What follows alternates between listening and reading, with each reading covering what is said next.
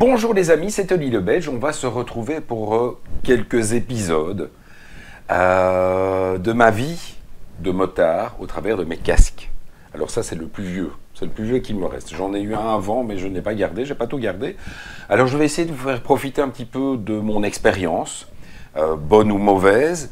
Peut-être quelques conseils. On va pas faire la totalité. J'ai pas tous les casques ici. Ça, c'est uniquement les casques que j'utilise pas. Oui, je sais, j'ai de la chance. Ça, ce sont tous les casques que je n'utilise pas. Mais je vais quand même vous présenter l'évolution, principalement pour beaucoup des lasers. Et puis, j'ai des Shoei, des Arai, des AGV. Enfin, j'ai plein de choses à vous présenter. Donc, on va se retrouver pour différents épisodes. Je vous fais plein de bisous. Et c'est parti pour cet épisode-ci. À bientôt. Enfin non, à tout de suite. Bonjour les amis, comme promis, l'épisode 1. Oui, l'histoire d'Oli le Belge au travers de ses casques. Alors évidemment, voilà, le tout premier casque, je ne l'ai pas gardé, je l'ai donné. Mais nous sommes en 1989, je viens d'acheter ma première grosse moto, une Super Ténéré 750. C'était une bécane de l'époque avec des freins de scooter. C'était c'était les toutes premières motos de style rallye raid. Donc le Dakar était très à la mode à l'époque. Donc évidemment, je me suis acheté une bécane avec une gueule de fou. Comme première bécane, c'était peut-être pas une super idée.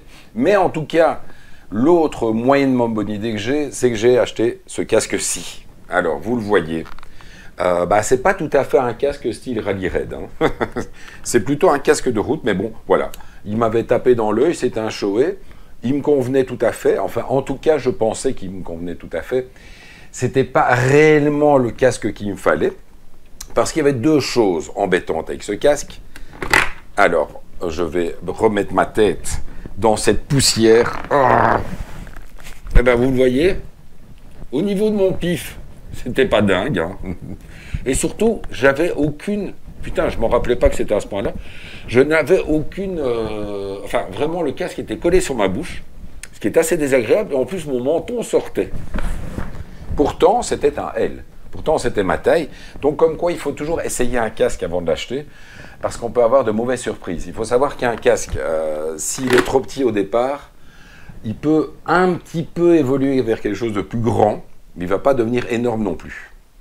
Et autre chose que je n'avais pas tout à fait apprécié à sa juste valeur, c'est que pour changer de visière, c'est extrêmement compliqué.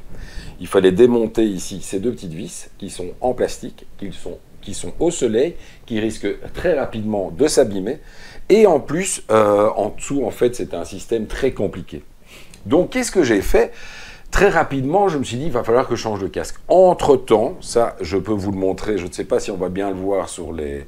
Mais entre-temps, j'ai une copine très très gentille qui s'est dit, oh, un beau casque noir comme ça, il faut quand même un petit peu l'arranger.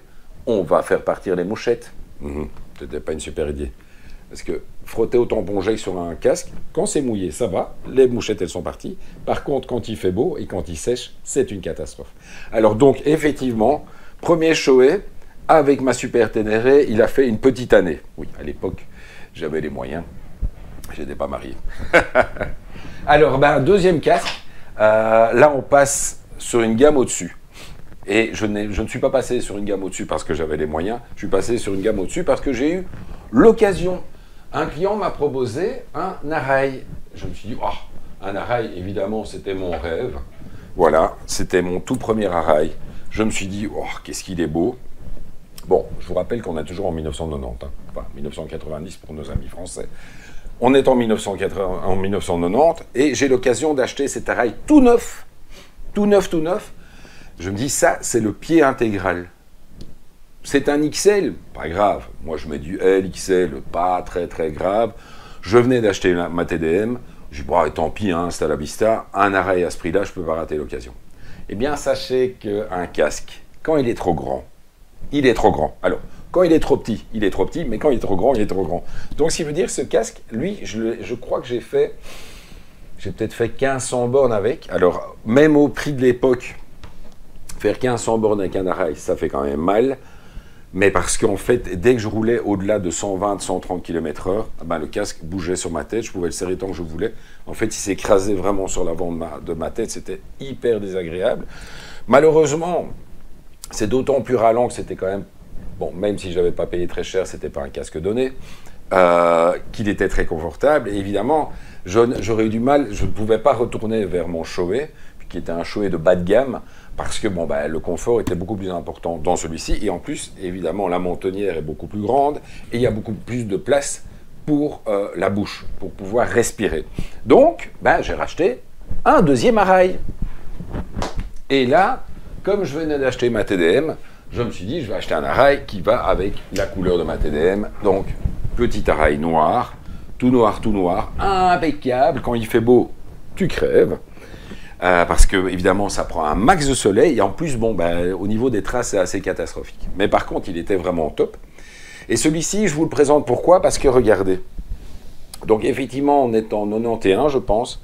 Et voilà, même si c'était un casque qui, déjà à l'époque, était pratiquement dans les 400 €, ben, il n'y a rien à faire. Quand ça vieillit, ça vieillit. Et il faut savoir que ce casque, ben, en fait, lorsque vous le mettez, vous sentez vraiment... il y a toutes les ventilations qui vous envoient des petites particules, en fait, parce que toute la calotte intérieure est complètement partie. Je ne sais pas si on va le voir, je pense qu'on va pouvoir vraiment le voir là-dedans. Donc, il n'y a absolument plus rien à l'intérieur. Tout le mousse s'est effrité. On pourrait croire que c'était un casque belge, et pas du tout. Donc c'était un casque qui était vraiment topissime. J'avais la facilité évidemment de changer la visière, puisque comme je suis restaurateur, je change de visière 2 fois par jour, parce que je trouve qu'un casque est beaucoup plus beau avec une visière fumée. Mais effectivement, la nuit, c'était un petit peu interdit de rouler avec une visière fumée. Et c'était un petit peu dangereux aussi, donc ne le faites pas. Et effectivement, on le changeait en fait avec les petits trucs ici sur le côté. Donc ce sont des petites, on va dire des petites oreilles qui se retirent et vous pouvez retirer la visière. Mais sachez que, à l'instar du premier Shoei, eh bien, il n'y a rien à faire. Tous ces petits trucs en plastique qui sont au soleil, à la pluie, qui ont le froid, le chaud, etc. Invariablement, rapidement, ça casse. Bon, évidemment, l'avantage d'un Arai, c'est qu'il y a toujours moyen de trouver des pièces de remplacement. Donc c'est un casque avec lequel j'ai fait effectivement pas mal de bornes. Il était plutôt bien ventilé, grâce à ces petites ventilations dans la visière qui fonctionnaient vraiment très très bien, franchement. Bon, c'était le début, hein, donc il n'y avait pas encore de concept de ventilation arrière, rien du tout. Voilà, c'était quand même vachement top. Alors je vous présente, pour suivre évidemment, il y a un moment donné, j'ai cassé ma visière fumée. Enfin, j'ai cassé les petites pattes de la visière fumée. Donc, qu'est-ce que j'ai fait? J'étais chez un motociste, enfin, chez un dealer moto, qui était dealer Arai également. Je me suis dit, je vais m'acheter une nouvelle visière. Mais bien entendu, je suis tombé en même temps que le vendeur Arai. Et donc, au lieu d'acheter une visière fumée, qu'est-ce que j'ai fait? Eh bien, je me suis acheté un nouvel Arai. Et lui, il était pile poil dans les couleurs de ma TDM, donc je ne pouvais pas rater l'occasion. Évidemment, de nouveau, un petit truc qui était vachement sympa à l'époque, qui venait de sortir, c'est qu'il y avait un petit, on va dire un petit spoiler sous le casque qui permettait encore d'empêcher un petit peu le vent. Avec le gros avantage, c'est qu'il était vraiment rétractable, il était toujours sur le casque, et effectivement, ben, ça évitait d'avoir trop de buée. Il faut savoir que moi, je fais très vite de la buée. À mon avis, je respire fort et chaud. Et donc, bah, du coup, j'ai toujours pas mal de buée sur mes casques. Et c'est vrai que celui-là, avec ce système du spoiler et le système, justement, les toutes premières ventilations que l'on pouvait trouver sur le dessus du casque, ça fonctionnait extrêmement bien. Autre chose, c'est que celui-ci, on avait retiré les petites ouvertures ici pour soulever l'oreille de casque. Hein.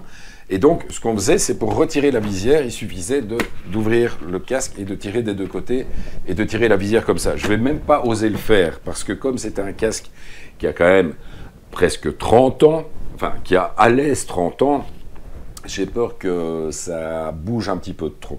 Donc voilà.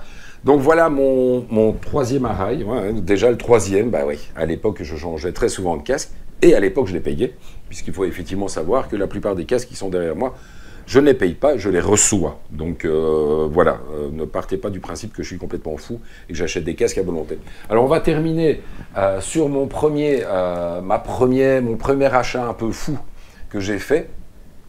Je me suis dit hasta la vista.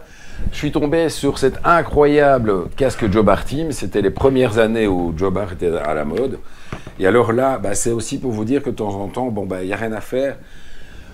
On en a toujours un petit peu pour son argent. Il faut savoir que la marque Laser, à l'époque, achetait le droit d'utiliser le concept Jobard Team, ce qui donnait extrêmement bien. Mais effectivement, bah, sur un casque, je pense qu'il coûtait un peu moins de 200 € à l'époque, Laser reversait une grande partie chez Jobard Team. Même chose pour les casques moto et motard. Donc ce sont des casques qui, malheureusement, la déco vieillit assez mal. Vous le voyez. Et donc, effectivement, pourquoi on vous demande de changer de casque assez régulièrement? C'est pour éviter d'avoir ce genre de choses, parce que c'est sûr qu'au niveau calotte, après 20 ans, un casque, il ne faut plus le mettre. Voilà.